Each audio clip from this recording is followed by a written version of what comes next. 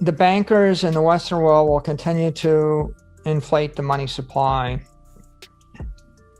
until they get to a point where they can't anymore. And they will pay for all the deficits with inflation until they can't. And at the point that they can't, they'll switch to taxation. And the taxation will come, it'll come progressively in the form of income taxes.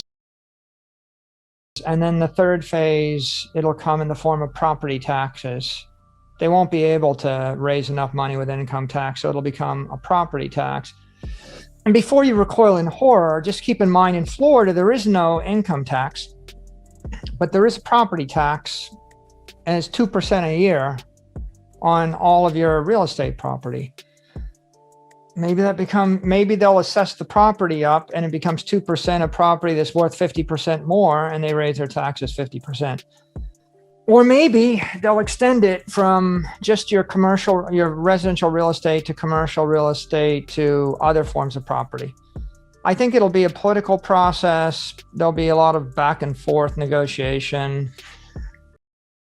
Each state will do it differently. Each city will do it differently. Each country will do it differently. Each administration will do it differently. But eventually, they'll start taxing things more. Maybe they'll say 2% of all your stocks, 2% of all your crypto, 2% of all your everything. I don't know. What I do know is that Bitcoin is the best property to hold when that time comes. As we look forward, there'll be inflation, and you want to own property to protect yourself from inflation. But you want to own the highest quality property, and the definition of highest quality property is hardest to steal, hardest to tax, easiest to move, most desirable by everybody on earth.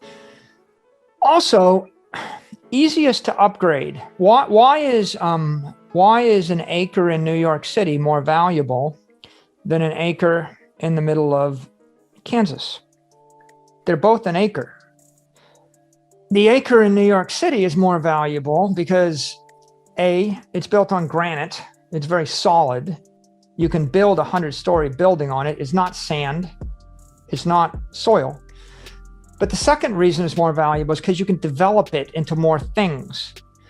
There's a huge amount of demand for land in Manhattan or property in Manhattan because there's all this economic density in Manhattan. So you want to own the property where you can get the density, right? You can, in theory, put 10,000 people onto that acre in Manhattan, but you can't do that on that acre in Kansas.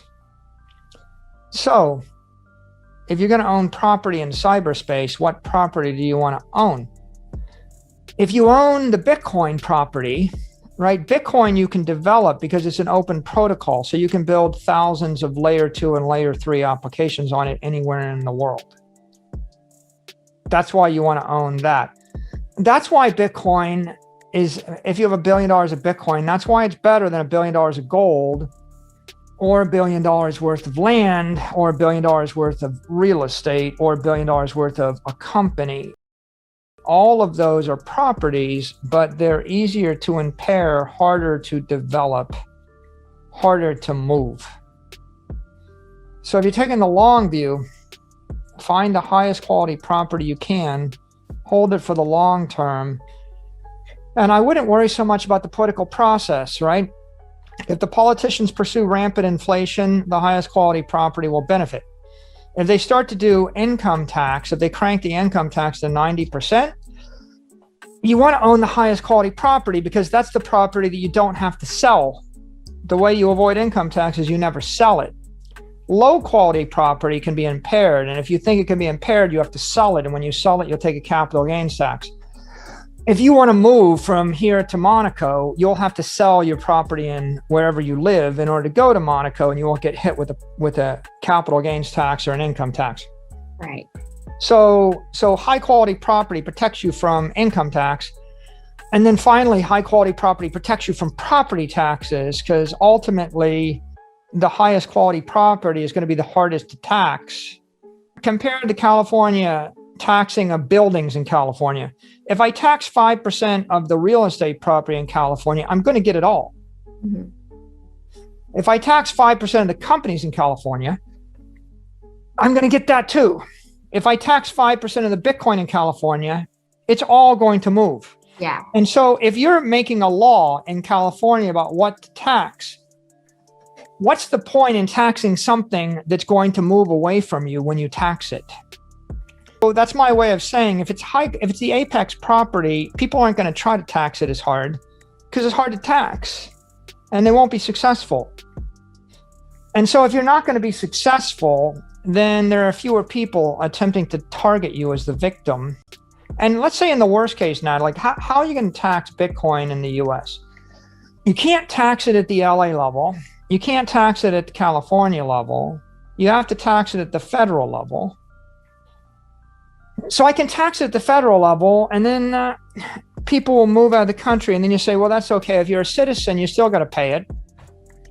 Well, then I sell it to a non-citizen. See, then the question is someone that's not a US citizen going to want to own this? And can I transfer it to them? They're not going to want to own your company in Chicago. They're not going to want to own your house on Lakeshore Drive. They're not going to want to own your ranch in Kansas. They're not going to want to own the building in New York, but they will want to own the Bitcoin. And so what you've got is this regulatory arbitrage where there will always be somewhere in the world where they're going to want this thing, and that somewhere will be the highest bidder. And so when California, let's play this thought experiment out. If the governor of California were to levy a 50% a year property tax on a building in California, what do you think the price of buildings in California would do? Decrease, everyone would leave. Let's make it simple. Let's just tax them 100%. Okay, so you have $1 billion worth of real estate property in California. What's it worth after I tax it 100%? Nothing, right? That's called expropriation. Does it happen? Yes, it does happen. It's a socialist and communist thing when it happens. It happened in Venezuela to the oil company. It happened in Argentina. It does happen. Could it happen in the US? Yeah, sure it could. You know, so when the politicians expropriate some portion of your property, what's a rich person in Monaco going to pay you for that? That's the question you ask yourself. And the answer is they're not going to pay you anything. They're not going to want to. When I tax your building in California 10% a year, it's going to be worth like 1/5 of what it was the day before I tax it. Will you be able to sell that to a rich person in Monaco? Probably not. But if you could, you sell it at 20% of what it was worth yesterday. But when I tax your Bitcoin at 20% a year, the day before that tax goes into play, you're going to sell it to someone who's the high bidder in the world, and they're going to pay you the pre-tax level. So if you're looking to protect your wealth, right, the way to protect your wealth is with a universally desirable scarce asset, which is portable and fungible. You know how you have a shock wave? A shock wave forms when you move faster than the air. If I move through the air faster than the air can flow around me, then I create a shock wave. I'm disrupting laminar flow and I'm getting turbulence because I'm going too fast. Okay? Bitcoin is creating turbulence because it's going too fast. Right? When you see some uninformed politician that critiques it, it's because they were asked to have an opinion and they had 10 minutes to study it. And so they give an uninformed opinion. When some billionaire investor says they like gold better, it's because they're asked to have an opinion and they spent 30 years studying gold and they haven't spent 30 hours or 300 hours or 1,000 hours studying Bitcoin. They had 30 minutes, 60 minutes, 15 minutes. A lot of people, you know, when these editorials are written in the Journal and the New York Times, I never seen anybody ever say, oh, I spent 1,000 hours studying Bitcoin. Let me break down my problems with it. I never seen anybody say, I spent 100 hours studying it. Let me tell you the 13 problems I have, you know. There are no informed critiques. I have yet to see them. There are uninformed critiques. And what is that?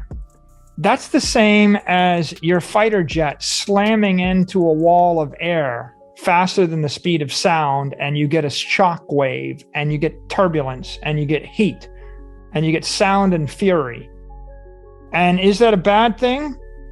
Just means we're moving fast, right? We're moving very fast and we're getting noticed, and everyone has to notice it, right? And when you're asking the spokesperson for the Kremlin, for Putin, whether or not Russia is going to adopt Bitcoin as the national currency, that's not, when they say not yet or no, that's not a negative signal. That's a positive signal. Nobody asked Putin whether they're going to adopt Apple stock or gold or silver or the giant stone coin.